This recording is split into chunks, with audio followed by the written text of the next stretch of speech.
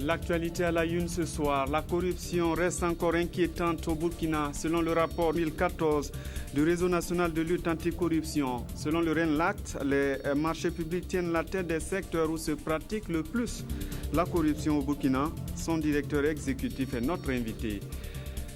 L'Assemblée générale des sociétés d'État appelle à tenir compte de la spécificité des sociétés d'État dans les procédures de passation de marché.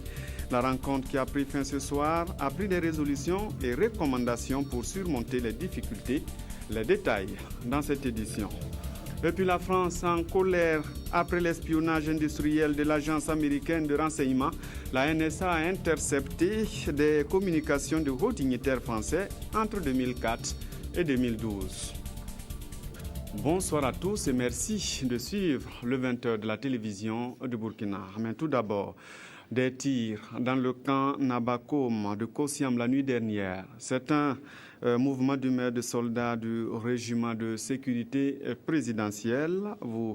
Ils manifestaient contre l'audition par la gendarmerie de leur chef, notamment le lieutenant-colonel Céleste Koulibaly, chef de corps du RSP et deux autres officiers. Cette convocation ferait suite à une présumée tentative d'arrestation du Premier ministre Yacouba Isaac Zida dimanche dernier, de retour de la Chine à Taïwan. Au cours de ce voyage, justement, le Premier ministre a plaidé à Taïwan pour une ouverture d'une unité de cancérologie au centre hospitalier universitaire de Tengandogo, doléance acceptée par le partenaire principal de l'hôpital chrétien de Pouli, Jérémy Koulibaly. Le régime de sécurité présidentielle assure la sécurité du président du FASO, la sécurité des institutions.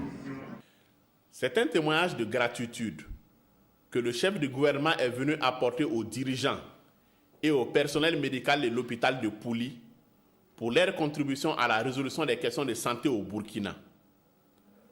Fondé en 1955, c'est un établissement privé qui, dans le sens de l'assistance médicale à l'étranger, apporte un appui au fonctionnement des centres hospitaliers universitaires de Tengango. Le projet mis en œuvre à cet effet vise notamment une transmission de connaissances et de techniques et une amélioration de la qualité des services publics de santé. Et c'est le résultat de l'exécution du dit projet qui ont été présentés au Premier ministre et à sa délégation. Satisfait de la partie burkinabé exprimée par Isaac Zida, une partie qui a également fait part de ses vives préoccupations, eu égard à la prévalence de la morbidité et de la mortalité liée au cancer au Burkina. Le plus, les patients n'ont pas les moyens pour assurer leur traitement. Et lorsque l'État leur vient en aide le plus souvent, c'est un peu trop tard. Et c'est très coûteux pour l'État burkinabé.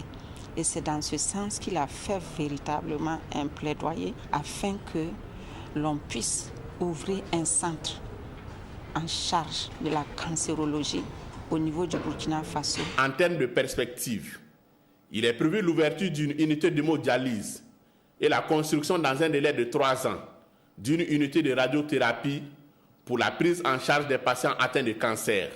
Mais son Excellence a insisté pour dire que le souhait du gouvernement de transition est que ce soit une réalité dans le plus bref terme, pour ne pas dire cette année.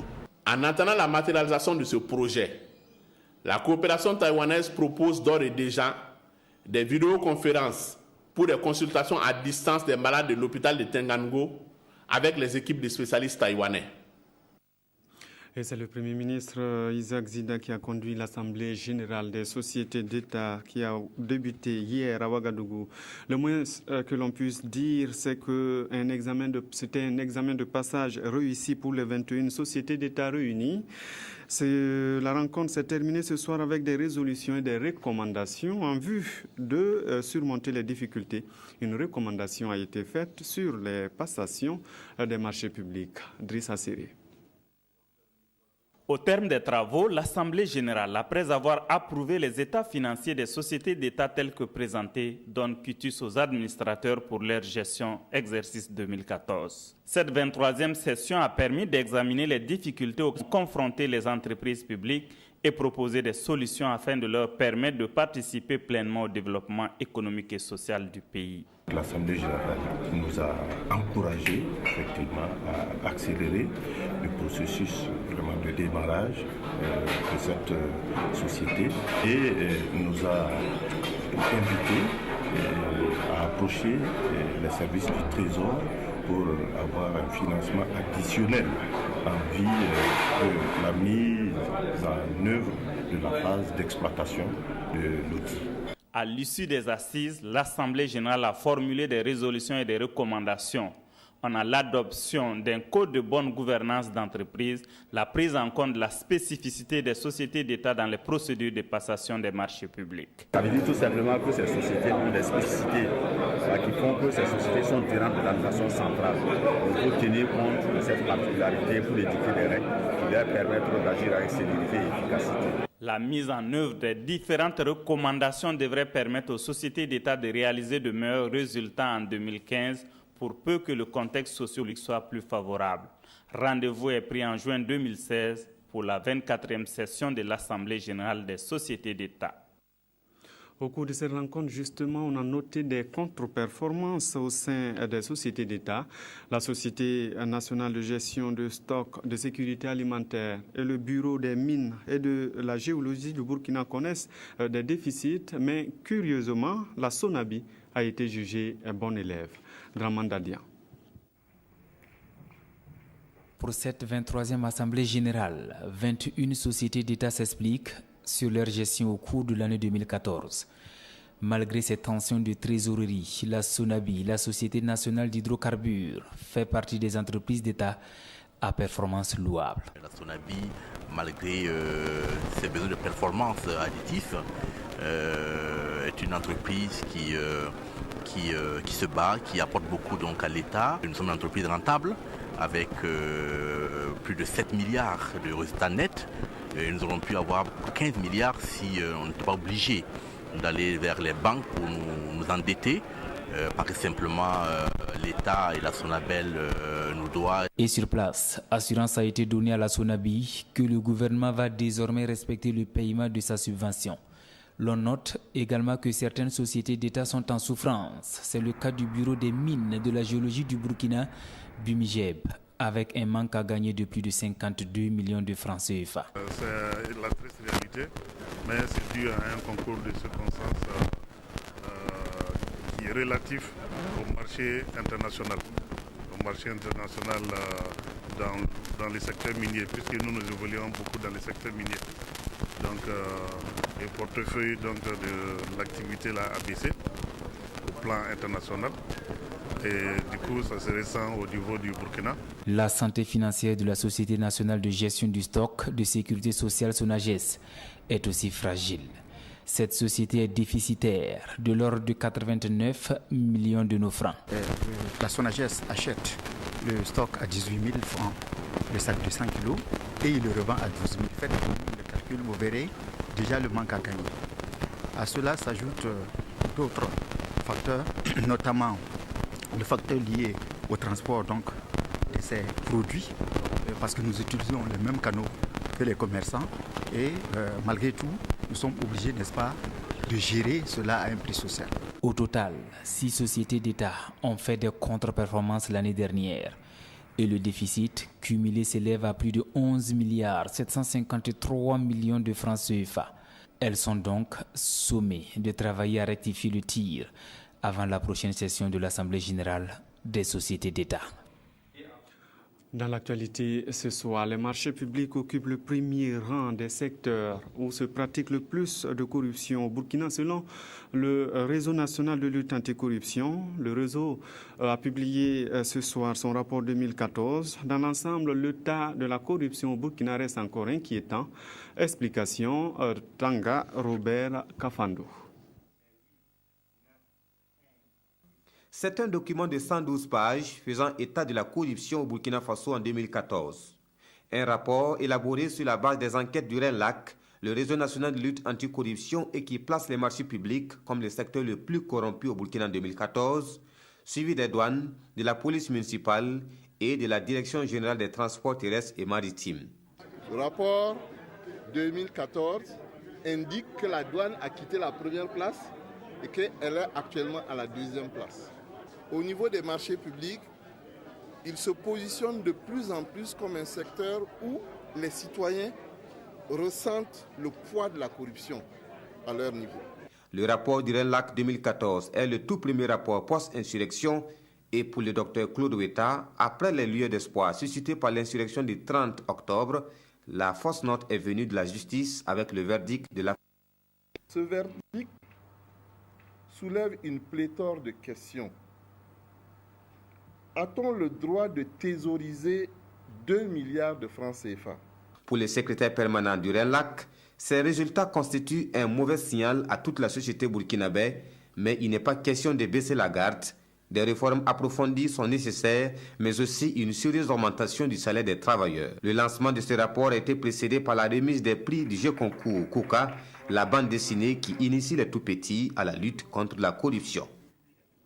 Voyons à présent ce qui facilite cette corruption dans la plupart des services classés en tête par le RENLAC, les intermédiaires entre les usagers et l'administration. Ce sont des pratiques qui durent depuis des années mais qui ont encore la peau dure. Et que dire des marchés publics, témoignages et analyses avec Moumouni Soubega.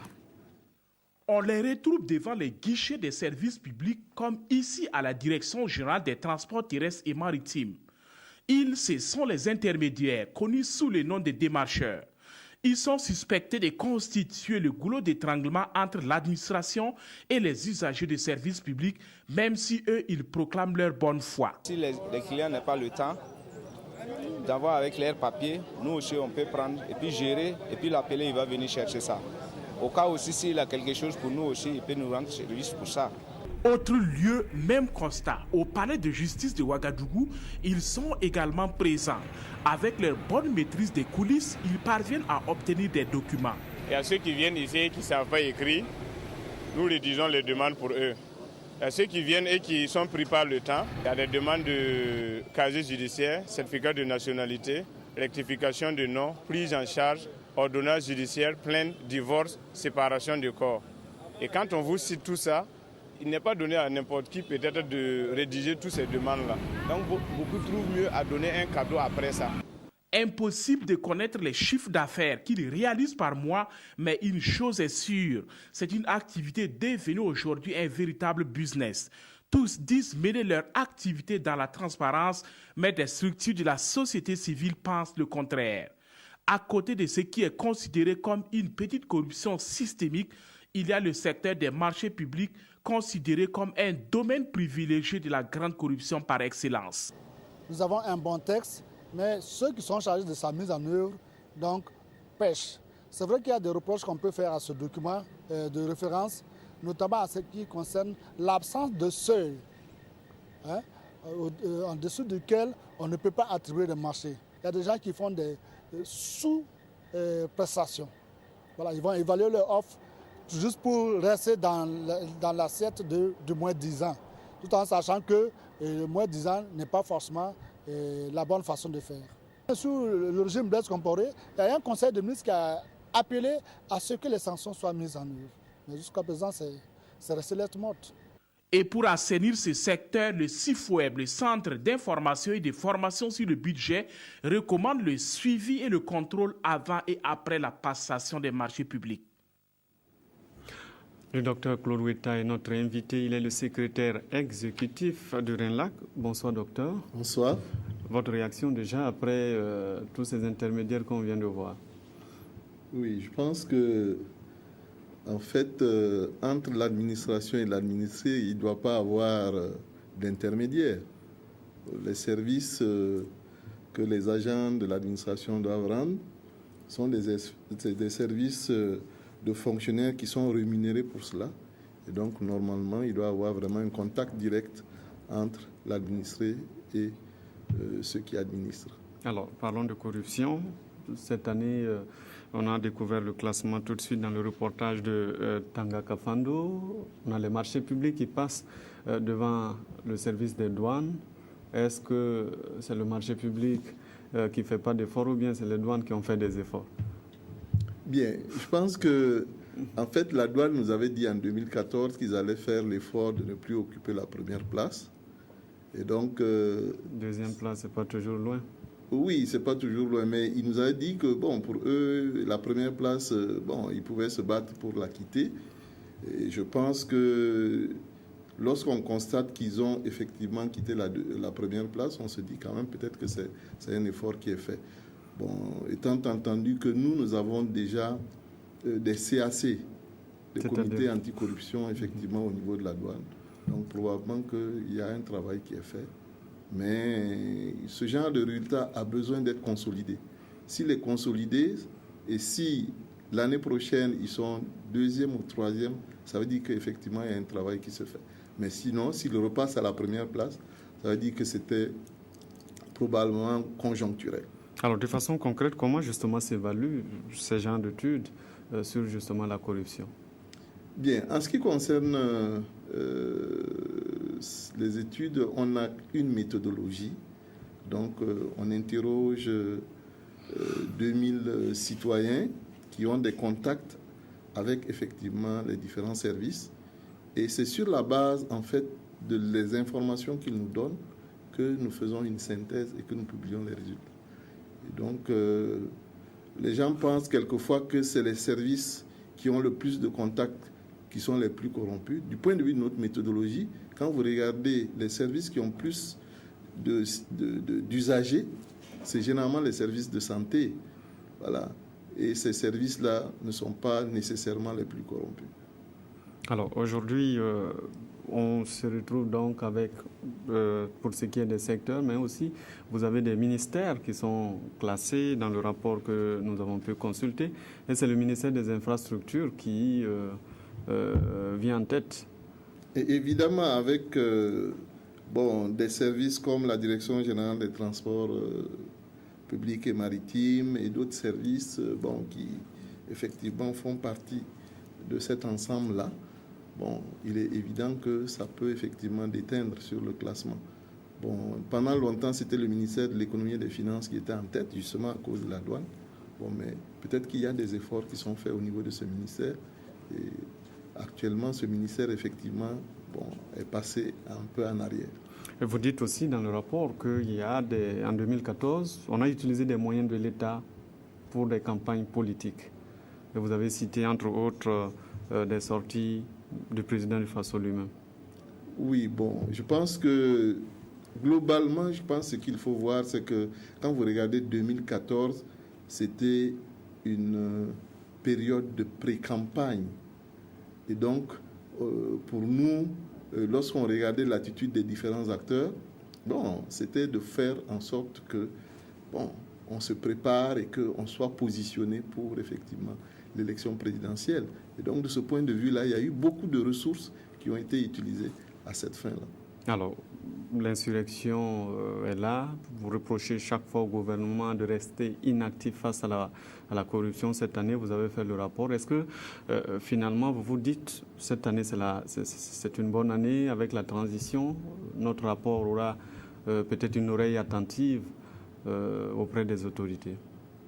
Oui, on ne peut pas, présager de ce qui va se passer, mais déjà, nous avons de très bons rapports avec l'ASE. Nos contacts sont beaucoup plus, empreints de sympathie et également de travail en commun. Et donc, c'est peut-être la porte d'entrée par laquelle on peut effectivement toucher rapidement le gouvernement. Et si ce travail se fait, je pense qu'on peut envisager que l'année 2015 surtout, sera une année où on aura effectivement une oreille attentive. Et vous dites quand même qu'il y a un signal qui a été lancé qui n'est pas forcément le bon, l'affaire Guiro. Oui, je pense que, on revient, de façon récurrente à l'affaire Guiro. Et effectivement, le signal que la justice nous a donné n'est pas un bon signal. Je pense qu'il faut qu'au niveau du ministère de la Justice, surtout des magistrats, il faut qu'ils changent leur fusil d'épaule pour donner des signes. Est-ce que c'est un problème de magistrat? Est-ce que ce n'est pas un problème de texte finalement? Puisque le magistrat ne juge que sur la base des lois qui existent? De notre point de vue, il y a les deux. Je pense qu'on a fait des avancées du point de vue des textes. Donc, notre projet de texte qui réprime et qui prévient la corruption, de la loi anticorruption. Voilà, ça a été adopté. Donc, je pense que du point de vue des textes, évidemment, ce n'est pas encore appliqué ou ce n'est pas encore applicable. Mais il y a des avancées de ce point de vue-là. Et s'il y a des avancées, ça veut dire qu'il y a quand même une volonté politique de lutter contre la corruption. Maintenant, nous pensons que lorsque vous prenez ce jugement, même avec les textes actuels, on pouvait aller plus loin que les sanctions qu'on a infligées à Guiro. C'est pour cela que nous disions que c'est un mauvais signal. C'est comme s'il disait au Burkinabé, bon, vous pouvez vous laisser corrompre, vous pouvez prendre des cadeaux, il n'y a pas de problème, etc., etc. Or ça, de notre point de vue, c'est quand même assez grave. Merci d'être venu nous voir. Je rappelle que nous recevions monsieur le docteur Claude Weta. Il est le secrétaire exécutif du réseau national de lutte anticorruption. La suite de ce journal, l'activité renoue avec la croissance. C'est une information de l'Institut national de développement publiée aujourd'hui. L'activité a consisté à mesurer les performances économiques du pays. Maxime Zongo. Au premier trimestre de l'année en cours, la croissance du produit intérieur brut est de plus 3,2% contre moins 2,5% au quatrième trimestre de 2014. Cette croissance, selon le rapport de l'Institut national de la statistique, serait essentiellement liée à la reprise de l'activité économique des secteurs secondaires et tertiaires après la crise socio-politique. Ce sont ces résultats qui ont été présentés ce matin à l'occasion du lancement officiel des comptes nationaux trimestriels.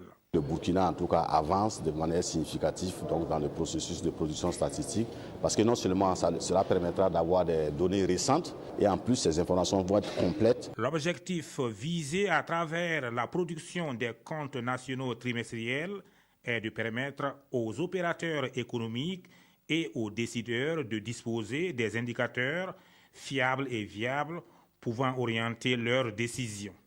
Lorsque nous engageons donc dans la production des comptes nationaux trimestriels, cela veut dire que nous aurons des données plus actuelles.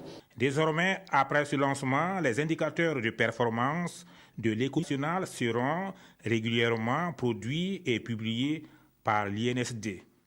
En conviant une diversité d'acteurs à cette opération de lancement, l'ambition est de recueillir le maximum de contributions destinées à améliorer le processus. Le Centre pour la gouvernance démocratique réfléchit sur la mise en œuvre des candidatures indépendantes à la présidentielle d'octobre 2011. Le CGD a ouvert un débat hier et se pose la question de savoir si les candidatures indépendantes ne sont pas finalement le point faible de ce code électoral. Amandine Lalsaga. Après une brève définition de la notion de candidature indépendante, Abdoul Karim Sango, conférencier du jour, a abordé les conditions d'éligibilité édictées par le nouveau code électoral. À ce niveau, il a déploré des imprécisions du code sur la question des regroupements d'indépendants. Je ne vois pas par quels moyens les candidats indépendants vont se constituer. Ils doivent se constituer auprès de qui? Tel que c'est écrit, si on s'en tient à la lettre de la loi, ça peut être une cause de rejet des candidatures, des regroupements d'indépendants. Pour Abdoul Karim Sango, l'acceptation de la candidature indépendante à tout type de scrutin au Burkina participe du renforcement de la démocratie. Cependant, selon lui, elle présente quelques risques. Aujourd'hui, avec les candidatures, il y a un risque que, ceux qui estiment qu'ils ont beaucoup de popularité, après ils vont sortir, constituer les listes. Je crois qu'il y a un risque aussi d'instrumentalisation des candidatures indépendantes par les partis qui ont de grands moyens. La communication du conférencier a suscité le débat. Certains participants ont regretté un manque de communication sur les candidatures indépendantes. La clause portant inéligibilité d'individus ayant soutenu un changement anticonstitutionnel s'est invitée au débat. Une question sur laquelle la Cour de justice de la CEDEAO va se pencher aujourd'hui même sur saisine de l'ex-majorité. Une autre loi du Conseil national de transition fait l'objet d'appropriation à Bobo Dioulasso. La loi sur la protection des enfants votée en avril a été expliquée à une vingtaine de personnes. La répression, la vente des enfants, la prostitution et la pornographie de cette couche de la population sont punies par la loi. Ali Traoré, explication.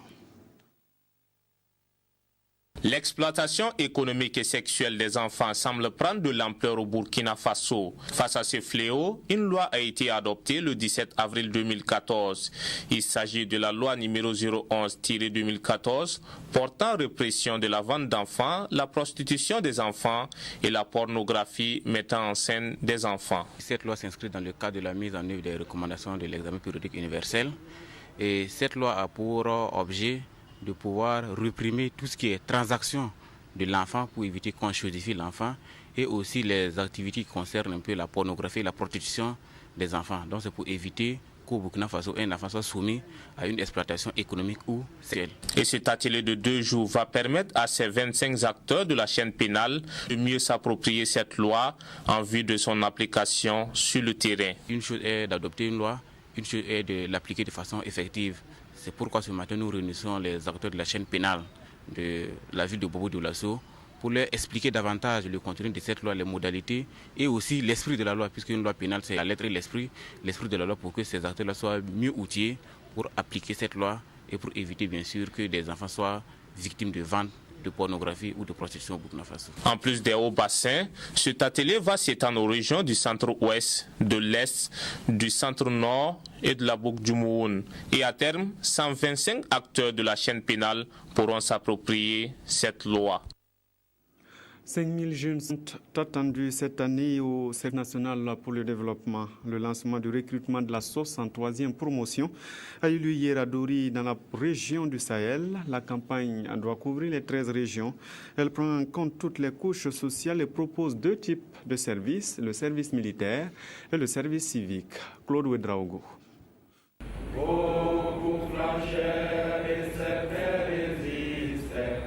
Ceci marque le lancement officiel de la campagne de recrutement des appelés du Service national pour le développement SND dans toutes les 13 régions du Burkina Faso. Le Service national pour le développement vise essentiellement le renforcement de la cohésion nationale et le développement socio-économique du Burkina Faso. Cette formation civique et militaire-là, nous espérons que ça va contribuer à atténuer le phénomène de l'incivisme, à créer en tout cas le ciment entre les différentes catégories qui composent notre nation. Pour cette campagne, 5 000 jeunes pourront remplir leurs devoirs civiques et patriotiques et cela passe par un tirage au sort. Notre message, c'est qu'ils soient vraiment des jeunes engagés, déterminés et qu'ils aient à cœur, quel que soit leur profil, quel que soit leur niveau, qu'ils sachent qu'ils peuvent à leur façon également contribuer au développement de ce pays. Pour une première fois, le Service national pour le développement s'étend dans les 13 régions du Burkina Faso et ça pour rapprocher davantage les centres de recrutement des jeunes et par la même occasion renforcer l'égalité des chances pour tous. Le Centre international d'expertise pour le développement et la gestion des ressources en eau, un projet vient de prendre fin. Il visait la mise à la disposition des populations des services d'eau potable. Le bilan a été fait aujourd'hui même à Ouagadougou. Aruna Mare. Cette rencontre de clôture de l'initiative Triple S regroupe des acteurs concernés par la question de l'eau. L'initiative Triple S est un projet intervenant dans le domaine de l'eau et mis en œuvre à Gorgadi et Arbinda, 2 communes du Sahel. Il est exécuté par IRC Burkina, un centre international d'expertise pour le développement et la gestion des services d'eau potable et d'assainissement. Nous sommes arrivés avec la formation des techniciens communaux, avec la formation des associations d'usagers de l'eau, à faire en sorte de ramener, par exemple, la durée des pannes sur les pompes à motricité humaine de 4 jours à 1 jour. Ce qui contribue à améliorer les recettes au niveau de la commune pour permettre effectivement aux 2 communes de pouvoir justement mieux jouer leur rôle de maîtrise d'ouvrage pour le service public d'eau potable. L'initiative Triple S est un projet financé par USAID Wawash, un projet américain actif dans le domaine de l'eau, de l'hygiène et de l'assainissement. Nous avons travaillé ensemble et nous avons réussi à mettre en place une approche qui a très bien marché avec la participation de tous les acteurs. Durant les 2 jours consacrés aux travaux, ces acteurs sont appelés à tirer les enseignements de l'initiative Triple S pour son éventation à d'autres communes du Burkina. Halte ce soir sur l'utilisation des engins de roue dans nos villes. Les tricycles et surtout les conducteurs ne sont toujours en règle vis-à-vis de la loi. À Bobo-Dioulasso, une équipe de la RTB a suivi une opération de contrôle de ces engins par la police municipale. C'est le dossier de cette édition. Il est signé de Ahadi Sandamba. C'est un embouteillage causé par le cycle à moteur communément appelé taxi-moto. Nous sommes au centre-ville de Bobo-Dioulasso, aux alentours du Grand Marché. C'est comme ça ici tous les jours. Difficile de se frayer un chemin à certaines heures de la journée. Ils sont là, soit stationnés, soit en train de manœuvrer. Une situation qui fâche plus d'un. Vraiment, faire des tricycles là, ça nous fatigue maintenant. C'est devenu de la merde. Vraiment, ça déborde la route, en tout cas, sûrement. Les usagers ont du mal à circuler ici, beaucoup même. Il y a certains qui viennent ici pour attendre les commerçants du marché, ceux qui travaillent dans le marché, et d'autres qui n'ont pas les motos 2 pieds. Donc, ça les avantage de les amener chez eux à la maison. Ce qui est interdit par la loi. Dans un décret ministériel en date du 5 juillet 2012 relatif à l'utilisation du tricycle à moteur, il est mentionné que l'exploitation de ces engins pour le transport de personnes est strictement interdite dans les villes de Ouagadougou et de Bobo-Dioulasso. Et pourtant, la pratique semble être la règle ici à Sia, ce qui cause une sorte d'anarchie en matière de transport urbain. À Ouaga, le tricycle, il y a des rues même, ils n'empruntent pas. N'en parlons pas de prendre des humains. Mais à Bobo ici, le tricycle prend des humains. En plus de cette violation, les conducteurs du tricycle à moteur ignorent toute règle en la matière. Ces conducteurs de tricycle sont impliqués dans beaucoup d'accidents du fait de la méconnaissance du code de la route. Rien que hier, un des conducteurs de tricycle a été à l'origine donc de la perte d'une vie humaine sur le boulevard de l'Indépendance. Autre lieu, autre réalité. Ici, nous sommes sur le boulevard de l'Indépendance. Les tricycles à moteur ne peuvent pas dicter leurs lois aux autres usagers de la route. Pas pour l'instant en tout cas. Ils sont la cible de la police municipale. Nous avons décidé donc d'engager des opérations de contrôle pour exiger donc le permis A tel que c'est défini par les textes et également exiger à ce que ça ne soit plus des mineurs qui conduisent ces tricycles-là. Présents à plusieurs carrefours de la ville, les policiers municipaux sont à la trousse des conducteurs de tricycles à moteur en porte-à-faux avec la loi. Nous n'avons pas interdit les tricycles à Bobo-Dioulasso, mais nous demandons juste à ceux qui payent les tricycles ou à ceux qui les conduisent d'aller tout simplement faire le permis de conduire. Ce n'est pas pour satisfaire à leur quête d'argent qu'ils doivent laisser des enfants continuer à endeuiller des familles. Si pour certains, l'attitude des conducteurs de tricycles à moteur met la vie des populations en danger, d'autres par contre saluent l'avènement de ce moyen de transport. Tous les gens n'ont pas les moyens pour payer moto. Les femmes se débrouillent dans taxi-moto. Mais en attendant, tous les contrevenants aux dispositions du décret se font appréhender. Et comme le malheur des uns fait le bonheur des autres, dit-on, le conducteur de ce tricycle à moteur perd ainsi son client au profit de ce taxi. Et en une matinée de contrôle, ce sont plus de 120 tricycles dont les conducteurs ne sont pas en règle qui sont ici en fourrière à la direction de la police municipale de Bobo-Dioulasso. Les quotidiens du jour reviennent sur la présumée tentative d'arrestation du Premier ministre de retour de Taïwan. C'est la revue de presse signée de Abdul Rasmane Zongo. Alors que le quotidien d'État citoyen fait une part belle au voyage du Premier ministre Yacouba Isaac Zida en Chine-Taïwan qu'il qualifie de succès, les autres quotidiens font un coup de projecteur sur Zida en lien avec le RSP, Régiment de sécurité présidentielle. Notre confrère d'Aujourd'hui au Faso s'interroge aujourd'hui 30 juin. Des éléments du RSP ont-ils voulu arrêter le Premier ministre? Selon une source dit le journal, le chef de l'exécutif devrait être arrêté à sa descente d'avion à l'aéroport international de Ouagadougou de retour de Taïwan. Selon une autre version, poursuivie aujourd'hui au Faso, il s'agit plutôt d'une convocation de 2 éléments du RSP par la gendarmerie pour affaires les concernant. Le RSP est de nouveau au cœur d'une polémique, conclut notre confrère d'aujourd'hui au Faso. Expressement, l'Express du Faso se demande si le RSP a-t-il encore inquiété Zida. Le journal Le Quotidien parle de menaces de la sécurité du Premier ministre, avec pour conséquence l'audition de 2 officiers du RSP. Le Quotidien Le Soir a plutôt une autre approche. Ce ne sont pas les éléments du RSP qui ont été auditionnés, mais plutôt le chef de corps du RSP, le colonel Céleste Koulibaly, qui a été entendu sur la base de rumeurs. Tentative d'arrestation ou grosse manipulation, se questionne l'observateur, avec à sa une photo croisée, un regard croisé du colonel Céleste Koulibaly et de Yacouba Isaac Zida. Après analyse, notre confrère de l'Observateur Palga tire la conclusion suivante. Tentative d'arrestation ou grosse manipulation, les conséquences de tels agissements peuvent être dramatiques pour les intéressés, supposés ou réels, mais également pour le Burkina tout entier. C'est tout pour ce soir. Merci d'avoir suivi cette édition de 20h. Je vous retrouve tout à l'heure pour la dernière édition sur la télévision pour ce mardi 30 juin 2015. Merci et à tout à l'heure.